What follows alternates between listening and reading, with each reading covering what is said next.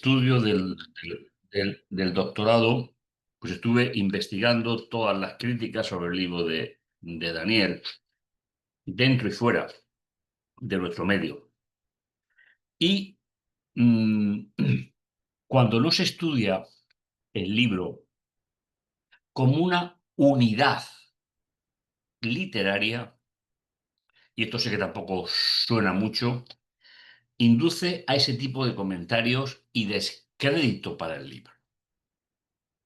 Y vais a ver por qué. Porque el capítulo 6 tiene una curiosidad tremenda, ¿eh? Que vamos a intentar, pues, disfrutar en esta noche. ¿De acuerdo? Daniel, profeta del exilio. Recordad que una de las cosas que estamos haciendo es rellenar cada una de las partes de la estatua. Esa es una de las novedades del estudio que estamos haciendo. No se suele hacer así, ¿eh? Y el título de hoy es, pues, Vivencias del creyente en el exilio, capítulo 6. Y si recordáis nuestro esquema, ¿eh? Una frase que me gusta mucho: lo que fue en el pasado es solo un capítulo de nuestra historia, no es el final de esa historia. ¿Eh? Fijaos, si miráis aquí, supongo que veis el puntero, eh, estamos en la línea de las vivencias del creyente. Estamos en la segunda. Aparentemente, eh, no se ve la trascendencia de este capítulo. Pero tiene que ver precisamente con el, esta parte que tenemos aquí, es decir, capítulo 5, capítulo 6 y capítulo 7, tiene lo que se llama, lo que se va a llamar, ¿eh? Eh, un poco lo que crea la desconfianza en la gente. Fijaos, eh, podéis ver en vuestras Biblias. eh, Tenemos que buscar la razón para que, si el capítulo 7, y lo pongo el primero y vais a ver por qué, y el capítulo 5 se cumple en la cabeza, la novedad es que el capítulo 6 se cumple en los brazos. Además, tenemos que el capítulo 7 es el primer año del reinado de Belsasar, y el capítulo 5 es el último día de la vida de Belsasar. Nosotros jamás escribiríamos así, nunca. Ni tan siquiera los judíos de la época de Jesús, nunca.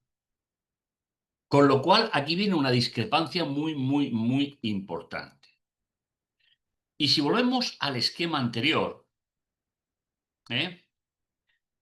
Vamos a observar que, según la estructura, porque como hemos dicho ya, la estructura es inspirada por Dios, es verdad que forma parte de la cultura del momento, pero el mensaje viene de parte de Dios, por lo tanto, la estructura también está autorizada por el Espíritu Santo. Entonces, fijaos, tenemos en la primera línea una profecía, dos, tres, cuatro. Esta profecía, la del 7, se va a cumplir en el primer año de Belsasar. Lo podéis ver en el capítulo 7, versículo 1. Y la muerte del rey es el último día de su reinado, es la caída del imperio babilónico y la subida al poder del imperio medo-persa. Pero Daniel necesita, y repito, inspiradamente, y esto, si queréis, lo podemos dejar para las preguntas porque es un tema muy, muy, muy importante. Daniel necesita, para seguir la segunda línea, necesita una vivencia del creyente. No la encontró en el periodo babilónico o no la quiso utilizar, e introduce una del imperio medo-persa. Con lo cual, a una persona que no está acostumbrada a las estructuras y no está acostumbrada al pensamiento hebreo, que tengo que reconocer que fue lo que más trabajo me costó a mí durante años, llegar a entender esta idea. Este capítulo está puesto aquí no porque sea una correlación en el tiempo, porque nosotros nos movemos en el tiempo, pero los hebreos no, sino porque necesita una historia que permita hablar de la vivencia del creyente. Y repito, como no la tiene en su época, o no la creyó oportuna, pues la trae como el libro se escribió después, cuando ya pasan todos los conocimientos, puede traerla e incluirla. Por tanto, volvamos a esta idea sencilla, rápida. Capítulo 7, comienzo del reinado del segundo rey. Capítulo 5, el final de ese reinado. Nosotros lo pondríamos al revés. Y el capítulo 6 es una historia traída del siguiente imperio para poder estructurar el mensaje. Por eso tenéis aquí un poco este esquema en bloques. Final del reinado de Belsasar, comienzo del reinado de Darío y principio del reinado de Belsasar. Ahí tenéis un poco la explicación que, repito, hay tantos comentarios en contra de la historicidad del libro de Daniel que es bueno que lo conozcáis, porque os podéis encontrar con alguien en la predicación que os diga, pero vamos a ver si ese libro tiene un desorden. No, no tiene ningún desorden. Lo que pasa es que es una historia teológica, no es una historia lineal como nosotros hacemos. Bien, la estructura del capítulo ya la conocéis, son todas iguales, todas tienen las mismas partes. Otra de las bellezas propias del libro, ¿eh? Como siempre, A, B y C es crear el problema, crear el conflicto, enfrentar al creyente contra su Dios. En el de centro es la invitación de los jóvenes, de Daniel en este caso, a que Dios tome posesión de la situación. Y en sentido inverso, ¿veis? Daniel en el foso de los leones, Daniel rescatado del foso de los leones. ¿Cuándo? Cuando ellos han invitado a Dios a que forme parte de su vida, de su día a día. ¿eh? Nunca pidió que lo librara del foso de los leones, sino simplemente que tomara control de su vida. Y aquí es donde siempre hago la misma reflexión.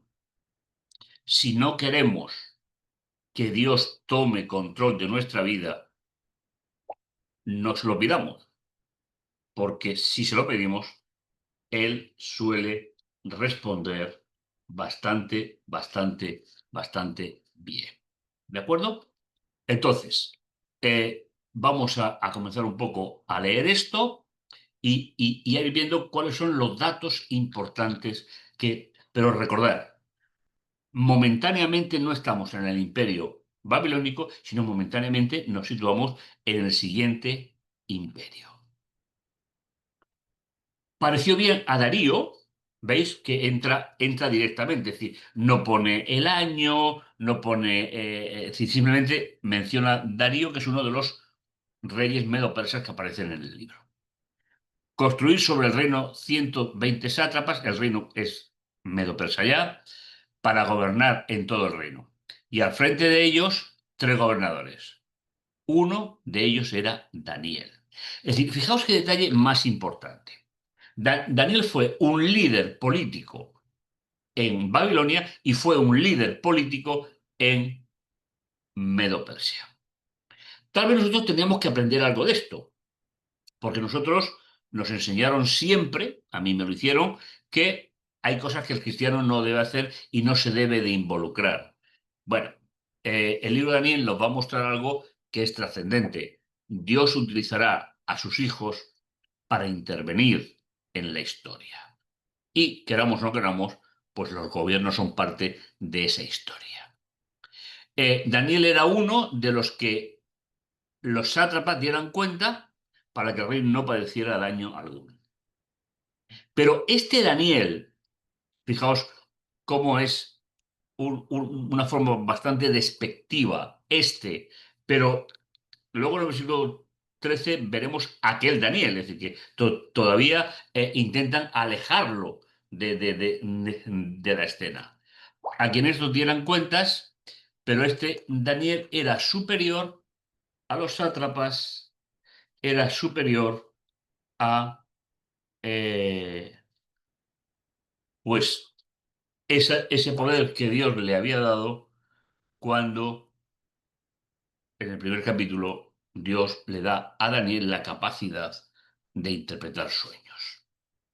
Porque había en él un espíritu superior y el rey pensaba ponerlo sobre todo el reino. Aquí tenemos el planteamiento histórico, central, general, ¿vale? Por lo cual, los gobernadores y sátrapas buscaban ocasión para acusar a Daniel en relación al reino. Pero, veis la declaración, pero no podían hallar ningún pretexto o corrupción con relación al imperio porque él era fiel. Ningún vicio o falta pudieron hallar en él. Relación al imperio. ¿Eh? No lo llevemos, como hacen algunos comentaristas, a la ética, a la forma de vivir de Daniel, si bebía, si comía. No, no. El contexto es muy claro. No tenía ninguna causa en su vida, que le llama vicio o falta, que pudiera enfrentarlo al reino.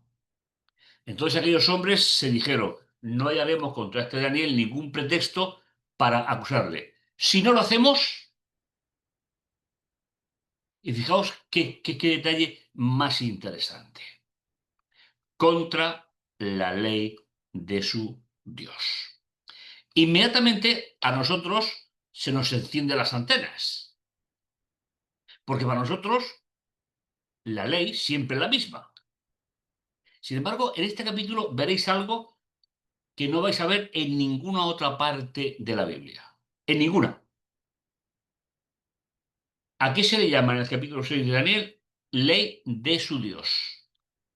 Y si no habéis leído el capítulo concienzudamente, os va a sorprender, como me sorprendió a mí en una etapa. ¿Qué es en el capítulo 6 de Daniel la ley de su Dios?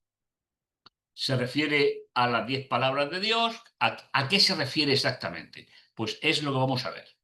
Por lo que estos gobernadores y sátrapas se reunieron ante el rey y le dijeron así, Rey Darío, vive para siempre. Y así llegamos a la parte C, que es el complot contra Daniel. Es decir, no hayan contra él ningún pretexto político y su fidelidad a Dios es lo que es puesto en la balanza para acusarlo. Y aquí también yo os hago, si os parece, una aclaración. A veces hay personas que me han dicho, pastor, soy fiel a Dios y me pasa esto, esto y esto. Mi respuesta fue, mira, si lees el capítulo 6 de Daniel te das cuenta que te pasa lo que te pasa precisamente por eso, por ser fiel a Dios. ¿Eh? Con lo cual ya estamos hablando de esa idea tan traída en nuestro seminario de que Dios no es un cajero automático, que Dios no es un supermercado. ¿Eh? Si Dios obra en tu vida, obra en la mía, será solo para predicar el Evangelio, no para beneficiarme personalmente a mí. Todos los gobernadores del reino se dirigen al rey, magistrados, sátrapas, capitanes, príncipes, es decir, el Consejo de Estado, que es diferente, en Medo Persia es diferente al babilónico. Han acordado por consejo que promulgues un edicto real, lo confirmes, que cualquiera que en el espacio de 30 días demande petición a cualquier dios u hombre fuera de ti, oh rey, sea echado en el foso de los leones. Ahora, Corred confirma el edicto y fírmalo para que no sea modificado. Y aquí tenemos algo que también sorprende mucho, sobre todo a los sistemas políticos actuales. que estamos viviendo, todos los sistemas políticos actuales del mundo, son la lucha entre los pies de hierro y de barro, como ya sabéis. Es decir, la legislación medo-persa es la única en la historia de la humanidad, por lo menos no se han encontrado hallazgos arqueológicos que no colaboren esta idea, que una vez que el rey firmaba algo, ni el propio rey podía cambiarlo. Nosotros estamos acostumbrados a que el legislador pues vaya amoldando las leyes e incluso corrigiéndolas cuando es necesario. Eso no se puede hacer así. Con lo cual, siendo la única legislación del mundo conocido hasta hoy, que una vez que el propio rey firmaba, el propio rey era prisionero de lo que había firmado. Y recordar esta frase porque va a ser importante. Conforme a la ley de Medio de Persia, que es irrevocable, aunque no se puede cambiar, como dice otra versión. Firmó pues el rey Darío el edicto y la prohibición. ¿Sabéis? Darío fue uno de los reyes benefactores de Israel. Y además estuvo en las leyes para que volvieran del exilio, por lo menos el exilio parcial. Pero aquí se dejó llevar de la situación y así llegamos a la parte, ¿eh? Cuando Daniel supo que el edicto se había firmado, veis, siempre, capítulo 2, capítulo 4, capítulo 3, siempre funciona igual. ¿Qué hace Daniel? Daniel invita a Dios a que tome el control de la situación. Y eso es lo que nos tiene que hacer pensar que la importancia de lo que estamos hablando. ¿Eh? Eso es lo importante. Dice, entró en su casa y abiertas las ventanas de su cámara alta que daban hacia Jerusalén, se arrollaba 3 veces al día, oraba y daba gracias delante de Dios, como antes acostumbraba a hacer. Y aquí tenemos ya 3 cosas fundamentales. Primera, aquí tenemos lo que en el capítulo 6 de Daniel se llama ley de Dios. Y curiosamente, como os decía, y hago énfasis en ello, es la única parte de la Biblia que se le llama ley de Dios a la vida de oración de un creyente. ¿Y por qué se le llama ley de Dios? Porque las 3 oraciones no eran por los alimentos, sino eran 3 oraciones concretas. La que se hacía cuando el templo estaba levantado antes de la invasión, la que se hacía por la mañana y por la tarde y a las 3 de la tarde. Eran oraciones que tenían que ver con el santuario, con el templo, que poco a poco va aflorando en el libro hasta llegar a grandes profanaciones como vamos a ir viendo. Con lo cual, repito, en primer lugar, es el único lugar donde se le va a llamar ley de Dios a la vida de oración de un creyente. En segundo lugar, engañan al rey para que no cambie su propio edicto, porque no se podía, eso hay que entenderlo. Y en tercer lugar, Daniel no cambió su estilo de vida. Un hebreo jamás ora en las oraciones que van hacia el templo con una pared que le cierre la visión en el horizonte hacia Jerusalén. Daniel tenía una casa de 2 pisos, con lo cual era rico, era un funcionario de alto estado. Y finalmente, aquí han conseguido no engañar al rey por un asunto político, sino por la vida de oración de un siervo de Dios. Importante la reflexión. No sé si seré capaz de transmitirlo todo, pero es muy, muy, muy importante. Al punto que los hombres se reunieron atropelladamente y hallaron a Daniel haciendo petición y rogando en presencia de Dios. Fueron luego ante el rey, ahora es la situación inversa, ya tienen el motivo. Y le hablaron acerca del edicto real. ¿No has confirmado un edicto que cualquiera que en el espacio de 30 días pida a cualquier dios o hombre fuera de ti, oh rey, sea echado al foso de los leones? El rey respondió diciendo, verdad es conforme a la ley de Medio de Persia, la cual no puede ser cambiada, abrogada o cambiada.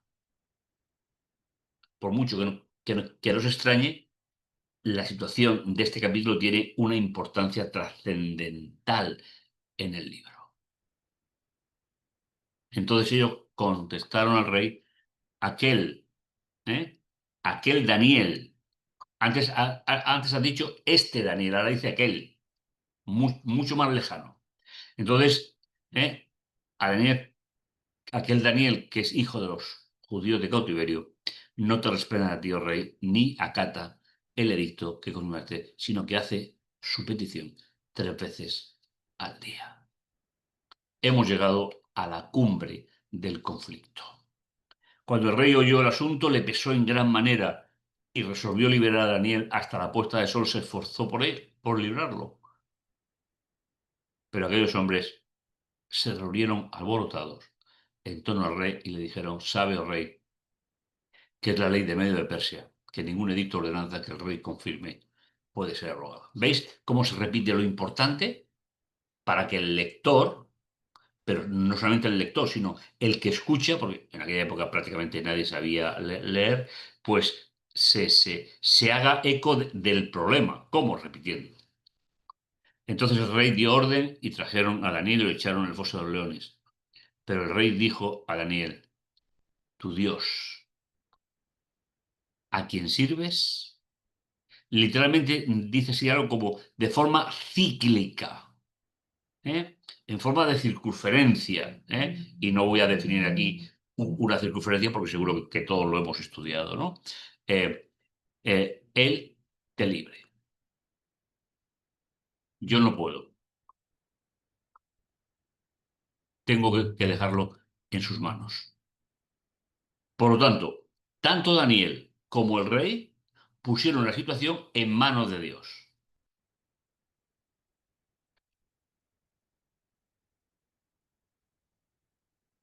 Fue traída una piedra y puesta sobre la puerta del foso. A ver, perdón. 16, vale. ¿Eh? Fue traída una piedra puesta sobre la puerta del foso, la cual el rey selló con su propio anillo, con el anillo de sus príncipes, para que el acuerdo acerca de Daniel no fuera alterado. Y se retiró el rey a su palacio y pasó la noche en ayuno, sin que viniesen a compartir la noche con él, sus concubinas, sus esposas, la que le correspondiera, y el sueño huyó de él. Pero de esta manera llegamos al centro, a lo más importante del capítulo. Como ya estamos acostumbrados, no voy a procurar no repetir ya muchos conceptos. Tu Dios a quien sirves de forma cíclica, ¿te ha podido librar de los leones? Cuando se lee este capítulo se habla de la fe, de la fidelidad de Abraham, pero también la del rey, que era un rey pagano. ¿De acuerdo? Al amanecer se levantó el rey y al rayar el alba fue apresuradamente al foso de los leones. Y acercándose al foso gritó con voz afligida Daniel y le dijo, Daniel, embajador del Dios viviente. ¿Cómo conocía Darío a Dios? Solamente a través del testimonio de fidelidad en el imperio de Daniel y sus compañeros. En este caso, de Daniel. Daniel, embajador del Dios viviente, ha podido librarte de dolores ese Dios a quien tú sirves a modo de circunferencia, sin que se interrumpa. ¿Eh? Entonces Daniel respondió: oh rey, vive para siempre. Mi Dios ha enviado a su mensajero, el cual cerró la boca de los leones para que no me hicieran daño, porque ante él fui hallado inocente, como también tú lo fui ante ti, oh rey, pues no te he causado perjuicio alguno.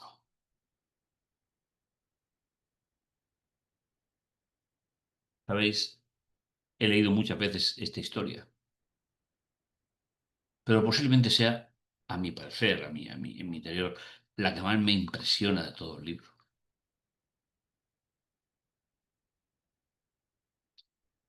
El testimonio de un creyente frente a un poder todopoderoso, donde la vida de las personas no valía nada.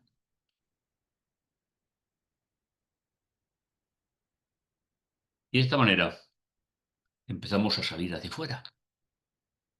Hemos tenido las tres primeras secciones donde se crea la crisis, la cuarta, el centro, el clímax, es el desarrollo de la crisis, pero ahora Dios va a actuar.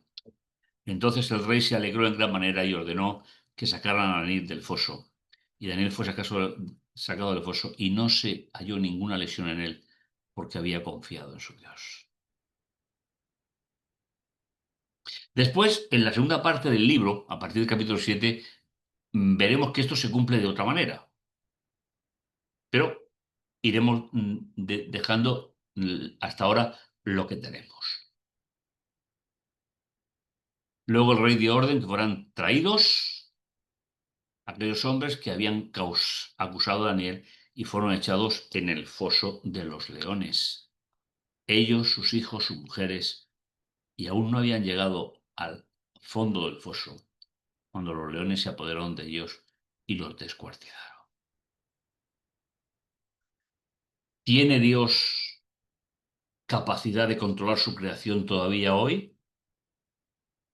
En muchas ocasiones, cuando el creyente le da el paso, sí. ¿Puede Dios convertir una manada de leones en lindos gatitos durante una noche? Sin ninguna duda. Pero deberá ser para impresionar el corazón de alguien, no para beneficiarme a mí como individuo. Estamos terminando. El rey Darío proclamó a todos los pueblos, naciones y lenguas: paz os sea multiplicada. ¿Veis que de nuevo aparece por pueblo, naciones, lenguas, el resultado de la Torre de Babel? Como ya vamos diciendo. De parte mía es puesta esta ordenanza, que ya no se podía cambiar. ¿Eh? Tengamos esa idea. Que en todo el dominio de mi reino todos admiren y sean impactados ante la presencia del Dios de Daniel, porque Él es el Dios viviente, permanece por todos los siglos. Y su reino, y nos recuerda el capítulo 2 y nos recuerda las palabras de Nabucodonosor en el capítulo 4. Y su reino no será jamás destruido, y su dominio perdurará para siempre.